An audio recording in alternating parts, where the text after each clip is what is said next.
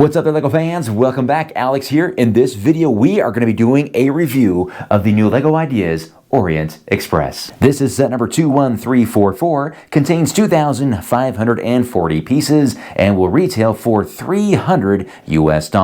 This will be available to purchase as of December 1st. The Orient Express is the 52nd idea submission to be recognized as an official LEGO set. LEGO fans and LEGO train enthusiasts were very thrilled at the news of the Orient Express becoming a real LEGO set. However, many were not too happy with the end result, as this varies quite a bit from the fan design. Changes are always guaranteed in the review process there at LEGO, but this one seemed to strike a nerve. But we'll address this horrible controversy in just a moment. To start off, we'll look at the instructions. There is just one instruction book, though you could easily have many people work on this set at once with the assistance of online instructions.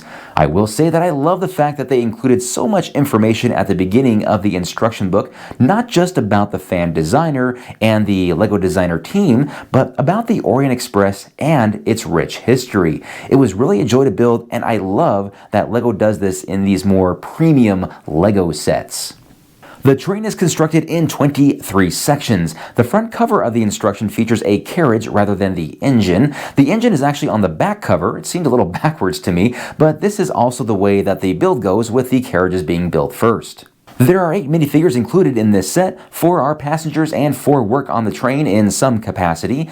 Their clothing suggests that they are some of the original passengers to travel on the Orient Express, as this is a high-class and luxurious train ride experience. One gentleman holds a rather large reel-to-reel camera trying to record the historic train ride. We also get a journalist who is Pippin Reed from the Adventurers theme from 1998. Very cool to see her on her next adventure.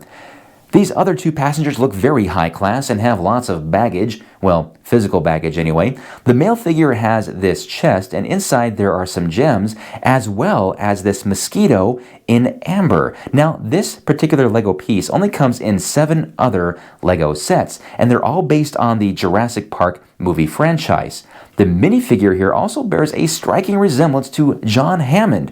Coincidence maybe? I don't know. 2 of the minifigures have reversible faces as shown here. We also get a conductor to cater to the passenger's every need. This one here is hard at work with sweat dripping down his face as he carries a passenger's luggage. I hope he gets a big tip for that. We also get a very fancy waiter, and I suspect that she runs the diner carriage. We also get a station manager responsible for coupling the carriages together before each journey, and finally the train driver or engineer responsible for keeping the engine in fine health throughout the journey.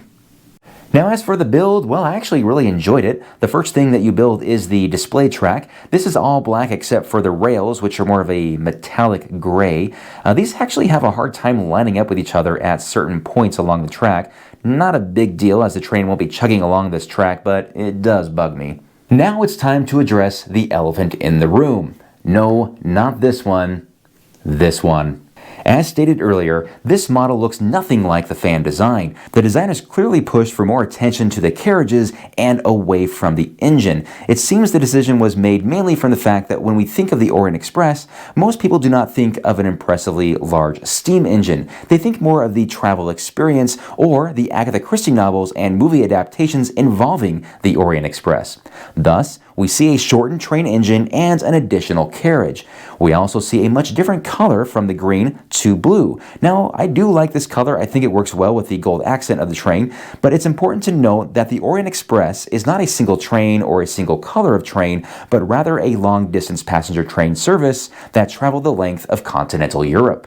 This change from the original design will no doubt turn away some more hardcore train fans who are hoping for an impressive steam locomotive. On the other hand, I am sure it will appeal more to fans of the classic Orient Express, or like me, fans of Agatha Christie's work. That being said, let's see if the interior of these carriages makes up for the large variance from the original fan design. Both of these carriages share a near identical design apart from the interior detail. I was happy to see that there are a lot of printed elements. The trim along the roof has the names of all of the popular destinations of the Orient Express, and we also get these great prints alongside the carriages as well. Now, there are stickers for this set, but thanks to the large number of printed elements, the sticker count was relatively low, and I wasn't too bothered by it.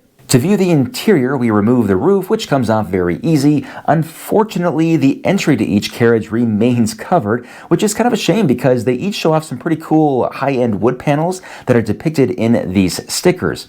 I should also take this moment to mention the minifigures do not fit through these tight entryways, at least not standing up.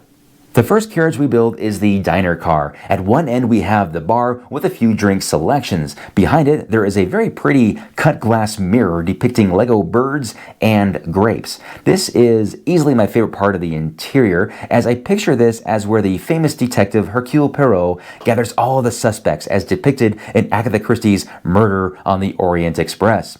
There are two identical dining tables as well. These appear well made and ready for passengers to enjoy a fancy meal or perhaps get accused of a heinous crime.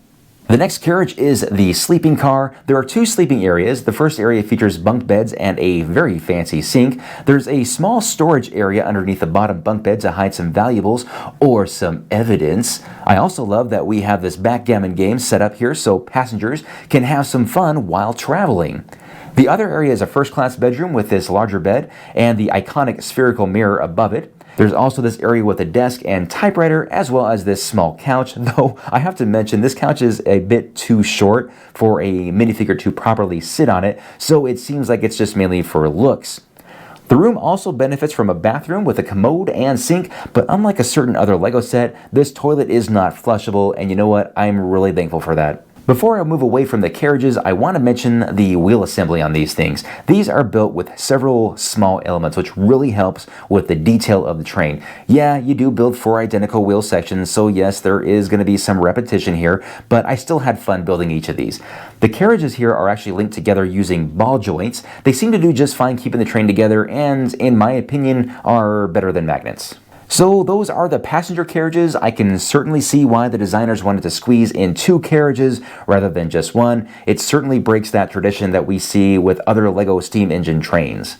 Next up is the train engine and tender. This is where I have to share my greatest disappointment with this set, and that is it is not compatible with power functions. This was painful to hear because I had high hopes for this thing to run through my city. This is mainly due to the shorter design of the engine. Now I will say that the tender does appear to have plenty of space inside for a battery box and possibly a receiver, and it also has a moving middle axle. So this tells me that some effort was made to make this run on tracks. However, it is up to us to modify the engine if we want to see this thing work with power functions or possibly 9-volt motors if you happen to have those. As for the engine, I do think this is a great looking steam engine. It's well made and has some great details. It dons the number 52 as this is the 52nd LEGO Ideas set. The gold striping are all printed elements. I also like the inside of this train as it appears to offer a lot of realistic knobs and levers. There's just nowhere to put that motor. Yes, it is much shorter and definitely not as impressive perhaps as the original fan design. While I do like it and I think it's a great looking train engine, I will still say that the Emerald Knight leaves it in the dust as far as curb appeal goes. And finally, just for fun, I do want to do a quick comparison with the Hogwarts Express. Now I know these two trains are in totally different categories in regards to price, appeal, and scale, but it should give you an idea of what you're in for. No question, Hogwarts Express dwarfs this thing, but I did notice that the Orient Express is a bit longer. The Hogwarts Express was definitely meant for display only. I mean, its size and design definitely guaranteed that, but there is some hope for the Orient Express to zoom through LEGO cities. I won't give up on it. So that is my review of the new LEGO Ideas, the Orient Express. A huge thank you to the LEGO Group for providing me this early copy for review. And now it is time for me to give you, my viewers, my recommendations on this set. Would I buy it? Yes or no? Before I do, this is tough, guys. I'll be honest. This is really tough. Let me just say this before I give you my yes or no.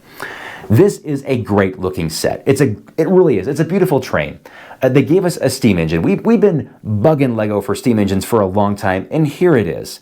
It's 8 studs wide. I gave LEGO a really hard time about giving us only 6 stud wide trains for our cities, and here it is right in front of me, an 8 stud wide train. On top of that, this is the Orient Express, a very famous train line. Also, with the novel of Agatha Christie, Murder on the Orient Express, along with the movie, that's also something a lot of people are going to be fans of, and this will definitely appeal to those. So anybody who's a fan of Agatha Christie, the Orient Express, trains in general, will buy this and absolutely love it. No doubt in my mind. And you know what? I'm not even bugged with the fact that this looks nothing like the original fan model. I'm really not. This looks great. There's just one thing that I don't like. And yes, this is a deal breaker for me. And I will say no, I wouldn't buy this for $300 because it has no compatibility, or at least it makes it really difficult to make it compatible with power functions. And that is because I'm a city builder. You guys know this. I love adding things to the city, and this, oh my gosh, this would look beautiful zooming through my city.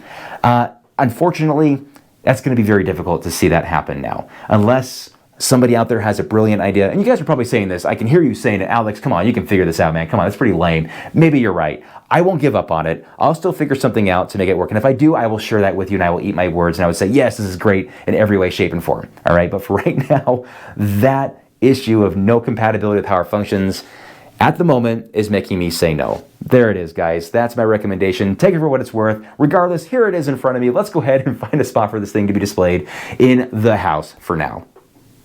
And we are back, and here is where we have placed the Orient Express on display here on these shelves, because after all, it is a display set. But you know what though, I gotta say this in its defense, it does display very well. As I put this thing on the shelf here with the other Lego sets, I went, you know what, that looks actually pretty good there. So there you have it. So if you want to pick this thing up for display, make sure you have a large enough area for it, because this thing is rather long. It is actually 46 inches long.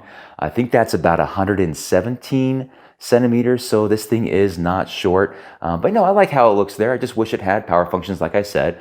So maybe we'll have some follow-up videos on this thing here in the city downstairs. But for now, this is where it's gonna hang out. In any case, guys, that is my review. Hope you guys enjoyed that. Please let me know what you guys think about the new LEGO Ideas Orient Express by leaving me a comment in the comment section below. And as always, thank you so much for watching, and we'll see you next time. Bye-bye.